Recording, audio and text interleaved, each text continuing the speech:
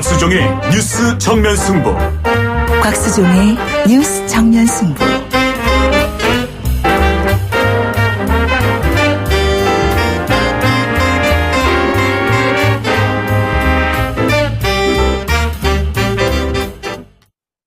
네, 94.5 YTN 뉴스 FM. 이 재즈 음악이 나올 때마다 제가 가끔 넋을 놓습니다. 그래서 이제 빨간불 켜지는 걸 제가 잊어버리는데요. 곽수종의 뉴스 정면 승부 3부 시작하겠습니다. 잠시 3부에서는 이 더불어민주당 전병헌 전 최고위원 만나봅니다. 문재인 전 대표를 돕고 있는 걸로 알려져 있습니다. 현 대선 판세에 대한 진단과 문재인 전 대표가 발표하고 있는 정책들, 그리고 조금 전에 이야기했던 황교익 씨의 KBS 출연 금지 논란에 대한 입장 등을 질문해 보겠습니다. 우물정 0945로 청취자 여러분들께서도 더불어민주당의 전병헌 전 최고위원께 질문 드리고 싶은 내용이 있으시면 어떤 내용이든지 상관이 없습니다. 제가 언어를 순화해서 읽어드릴 수 있으니까 참여하시면 좋겠습니다. 우물정 0945에 단문 50원, 장문 100원입니다.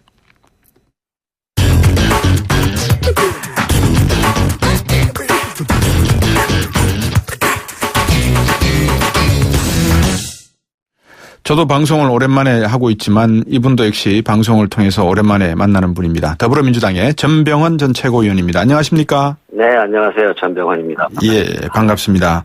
이 동작구 갑에서 17, 18, 19 이렇게 계속 하시다가 20대 총선에서 낙천하셨습니다. 예, 그렇게 됐네요. 예, 근황이 어떠셨습니까? 그동안에? 예, 그동안 제가 e스포츠와 게임 산업에 많은 열정을 쏟고 있기 때문에. 네. 우리 사회에서 게임 네. 산업에 대해서 총론으로는 신성장 동력산업이라고 얘기하면서도. 네. 강론으로는 또 유해물 취급하면서 규제 일변되어서. 네. 이와 같은 이율배반적 정책에 대해서 좀 일관성 있는 정책으로 바로잡기 위해서 계속 노력을 하고 있고요. 네네. 문재인 전 대표를 돕고 있습니다. 예, 방금 문재인 전 대표를 돕고 계신다고 하셨는데 왜 도와야 되겠다 이렇게 마음을 먹으신 겁니까? 예, 우선 지난 총선 출마 때. 네. 사실 출마의 욕구를 접은 것도 제가 석가불식의 심정으로 출마를 접는다고 했는데. 네. 한 사람의 국회의원직보다는 우선 정권 교체를 통해서 나라의 패러다임을 개혁하는 것이 네. 중요하다고 생각을 했고요.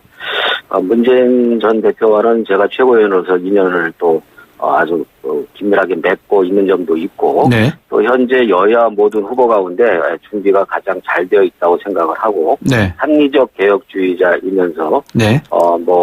저는 민주당의 적통을 가장 중요시 여기는 사람인데 네. 민주당의 적통이라는 그런 네. 적통 후보라는 그런 성격도 있기 때문에 네. 문재인 후보를 돕기로 하였죠. 100분 토론 하신 내용을 보면 방금 말씀하신 민주당의 적통이다 또는 합리적 개혁주의자다 이런 말씀은 문재인 전 대표의 정체성 즉 선명성에 대한 말씀이라고 이해해도 되겠습니까? 네, 그렇습니다. 네. 자, 그럼 이제 본격적으로 한번 질문을 드려보겠습니다. 물론 청취자분들도 네. 질문 주시면 제가 순간순간에 한번 여쭤보도록 하고요. 네. 지금 문재인 전 대표가 가장 신경 쓰고 있는 이 대국민 메시지, 이거는 무엇이다라고 봐야 되겠습니까? 어찌됐든 지금 촛불 민심이라는 것이 네.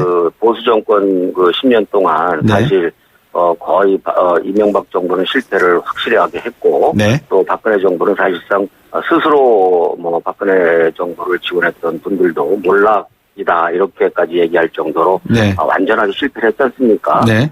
그렇기 때문에 이제 소위 대한민국의 경제, 사회, 네. 정치를 비롯한 모든 부분에 있어서 네. 혁신적인 그런 패러다임의 대전환을 요구를 하고 있고요. 네. 그런 국민들과 촛불 민심에 부응하기 위한 네. 노력과 준비를 해왔기 때문에 네. 그러한 개혁적 과제들을 차근차근 국민들께 제시하면서 평가를 받아가고 있는 과정이라고 보시면 되겠습니다. 예.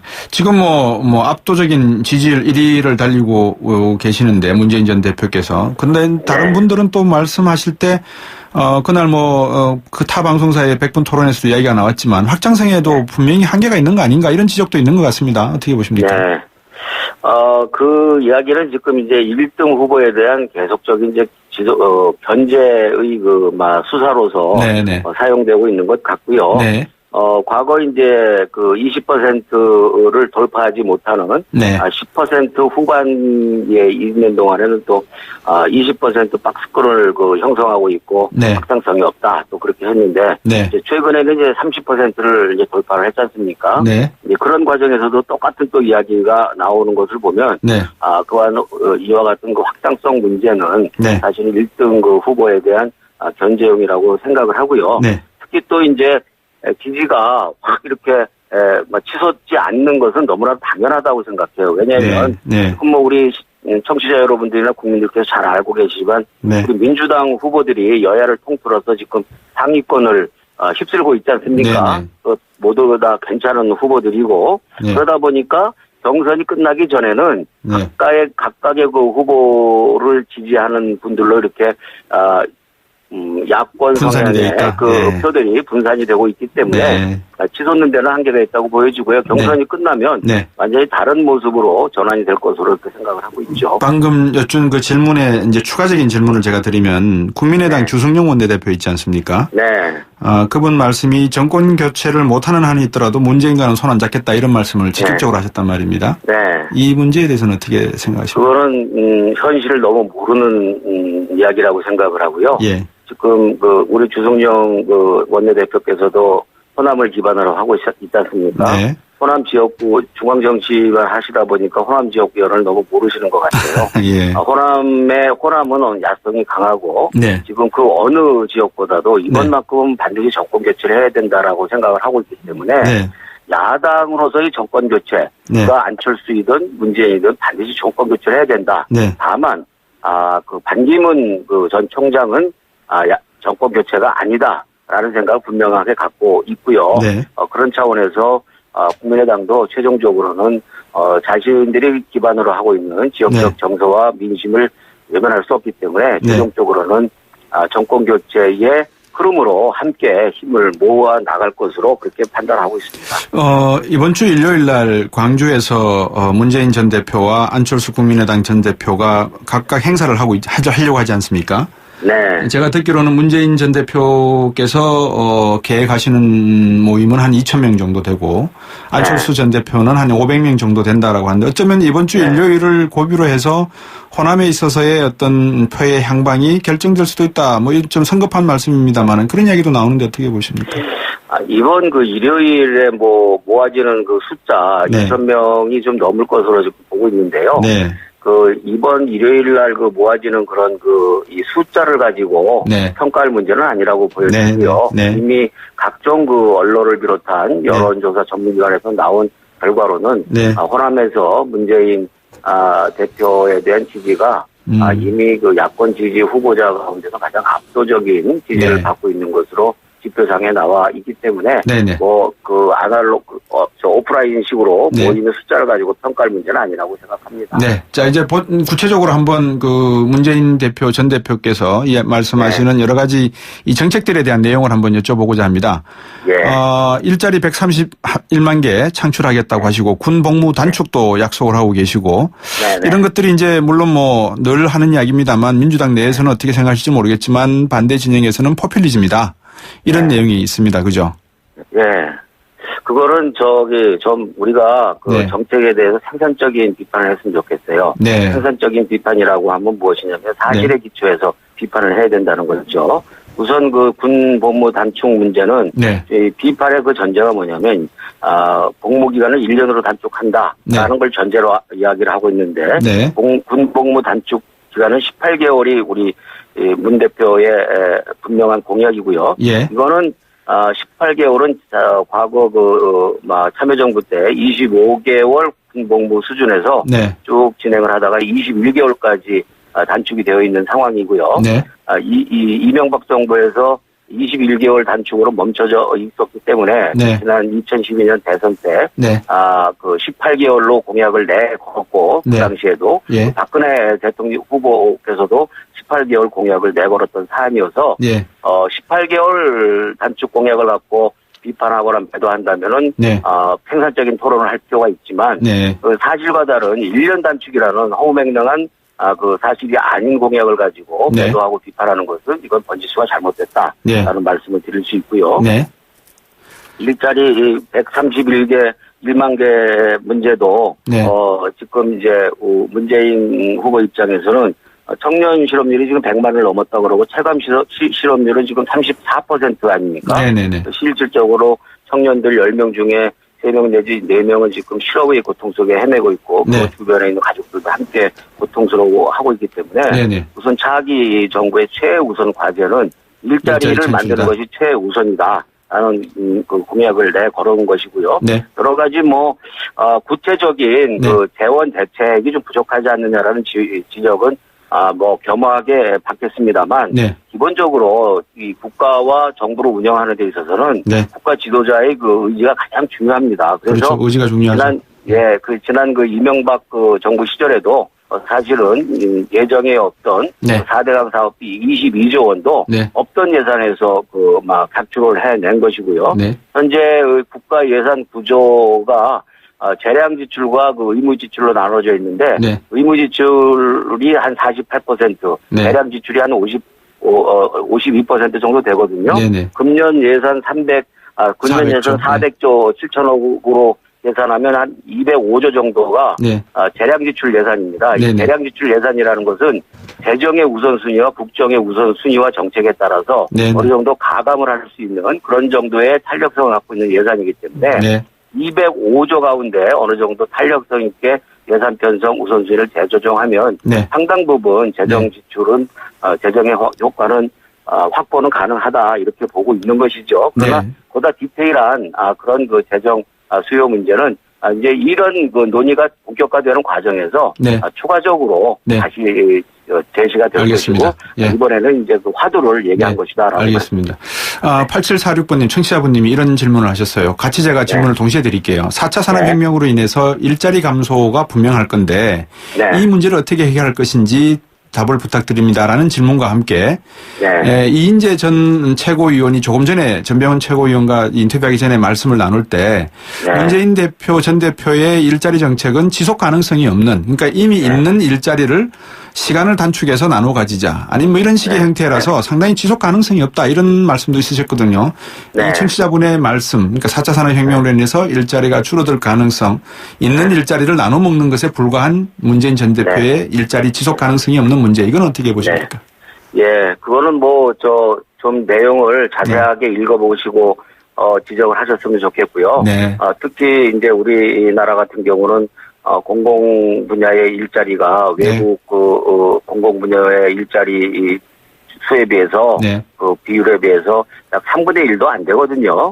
그래서 이제 그것을 한 절반 정도 외국은 공공 부분 일자리가 한 21.4% 정도 되는데 국내는 지금 한 7% 남짓하거든요. 그래서 이걸 3%만 늘린다 하더라도 공공 부분의 일자리가 수십만 개가 새로 생길 수 있다라는 그런 말씀을 드리고 그런 것은 지속 가능한 일자리가 되는 것이죠. 또 이제 근로시간을 법정 근로시간이 우리나라가 지금 52시간인데 지금 현재 우리 평균 근로자 근로시간이 68시간이니까 법정 근로시간만 정확하게 엄수를 하고 나머지 근로시간을 추가 고용으로 해결을 한다면 그것도 지속 가능한 일자리가 되는 것이고요. 알겠습니다. 4차 산업 문제는 이제 4차 산업의 여러 가지 핵심 가운데 지금 박근혜 이명박 정부는 4차 산업에 대해서 아무런 대비를 하지 않고 있습니다. 그런데 4차 산업 분야가 매우 정밀화되고 기계화되는 그런 상황이기 때문에 일자리가 줄어드는 경향성도 있지만 또 한쪽으로는 전기차라든지 드론이라든지 AR, VR 같은 우리나라가 조금은 어느 정도 가능성을 갖고 있는 4차 산업 분야에 좀 국가가 책임을 지고 체계적이고 조직적으로 지원을 해서 4차 산업 붐을 일으킨다면 또 4차 산업의 새로운 분야에서 더 많은 일자리를 창출해낼 수 있다라는 그런 비전이 있는 것이기 때문에 거기에 그런 노력을 해 나가야 되겠죠. 자, 다음 질문은 또 피해 나갈 수 없는 질문인데요. 경제 성장이 있고 일자리가 있다 그러면 또 한 축은 안보 문제지 않겠습니까? 그렇죠. 문재인 전 대표가 지금 소위 말해서 이제 외부에서 볼 때는 사드 문제를 놓고 상당히 말씀을 많이 바꿨다. 사실상 재역상이 어렵다라고 또 한 발 빼고 있단 말입니다. 자, 이런 측면에서 놓고 보면 박지원 대표가 문재인 전 대표는 극좌적이어서 확장성이 없다 이런 지적도 하고 있습니다. 표의 확장성, 지지층의 외연 확대, 뭐 이게 다 모든 대권 후보들의 고민이지 않겠습니까? 우리 전 최고위원께서 보실 때 이 사드에 대한 이야기 그리고 전작권에 대한 반환 문제 이야기 이거는 문재인 대표가 전 대표가 어떻게 고민하고 있습니까? 예, 우선요, 박 전 대표께서 그런 말씀하셨다면 대단히 실망스럽고 유감스럽습니다. 네. 문재인 대표를 개혁적이라고 했다면, 지나치게 개혁적이다라고 했다면 몰라도, 네. 극자적이라고 표현했다면 매우 충격적이고 유감스러운 일이고요. 예, 그렇게 말씀하셨네요. 문재인 대통령과 함께 저와 함께 네. 오래 모셔오신 분인데, 그와 같이 이 야당의 유력 후보를 수구 세력에 놀린 샷달론으로 이렇게 공격하는 것은 잘못된 것이고 다시 한번 유감을 표명하고요. 네. 사드 문제는 오락가락 했다고 자꾸들 그러는데 오락가락한 건 하나도 없습니다. 문재인 대표의 일관성 있는 워딩은 뭐냐면 입장은 차기 정부로 넘기라는 것은 일관된 입장을 가지고 왔죠. 네. 다만 차기 정부에 넘기는 것이 사드 배치를 하려고 넘기라고 그러는 것이냐라고 생각하시는 분들 또 차기 정부에서 반드시 그것을 배치를 해야 된다라고 네. 생각하시는 분들 사이에서 약간의 혼선이 있는 것 같은데요. 네. 차기 정부로 넘기라는 일관된 입장을 가지고 있고 차기 네. 정부에 넘기라는 이유는 공론화 과정을 거쳐서 지금 현재 사드 배치를 둘러싸고 국론이 분열되어 있는데 네. 국론을 좀 하나로 모아나가는 수습의 노력을 하고 네. 기본적으로 한미 동맹을 우선 가치로 둔다는 전제 하에서 네. 미국과도 다시 한번 충분히 이야기를 해보고 네. 또 지금 중국이 대단히 반발을 많이 하고 있잖아요. 네. 그래서 지금 현재까지 사드 이후에 대중국 경제적 손실이 우리가 지금 현재 집계만 돼도 감정적인 집계만 4조 원이 넘는다고 하는데 네. 이와 같은 문제들을 중국과 충분히 협의를 해서 중국의 양해를 구하든지 네. 아니면 중국과의 다른 협상을 하는 그런 종합적인 해결책을 찾자는 취지에서 사드 문제를 차기 정부로 넘기라라고 일관성 있게 얘기를 하고 있는데 네네. 그 내용에 약간 그 내용을 보다 자세하게 이야기한 것을 가지고 자꾸만 오락가락했다라고 지적하는 것은 예. 이 군복무 단축기간 1년이 아닌데 공약이 네. 예. 1년이라고 얘기하는 것과 똑같이 네. 기본적으로 사실이 아닌 것을 전제로 해서 비판하는 것이기 때문에 매우 네. 유감스럽고 좀 우리 사회에서도 네. 대통령 후보 내지는 국가 지도자가 되겠다는 분들의 네. 여러 가지 정책들에 대해서 사실에 기초해서 보다 좀 진지하고 생산성 있는 검증과 토론을 해나갔으면 좋겠습니다. 예. 네. 마무리를 해야 되겠습니다. 마지막으로 네네. 제가 청취자분이 보내주신 문자로 갈무리를 하겠습니다. 6976번인데요. 네. 문재인 하면 노무현이라는 친노 이미지가 약간 거부감으로 다가옵니다. 다른 세력을 네. 포용하려는 노력이 부족해 보이는데 통합 노력을 네. 좀 해주셨으면 좋겠습니다라는 문자가 있습니다. 그래서 네. 이 문재인 전 대표와 관련된 여러 가지 통합의 이미지 문제 그리고 안보의 네. 문제 이것은 우리 전병헌 최고위원과 많은 분들이 노력하셔야 될 부분이 아닌가 그렇게 생각이 듭니다. 오늘 말씀 여기까지 듣겠습니다. 예, 감사합니다. 그러도록 하겠습니다. 예, 감사합니다. 예. 더불어민주당의 전병헌 전 최고위원이었습니다. 1644 대리운전 1644 불러보자 꽃배달도 1644 전국 꽃배달 배송비 포함 3단 환 54,000원부터 3단 환 54,000원부터 1644 꽃배달 1644 대리운전 1644 4부로 돌아오겠습니다.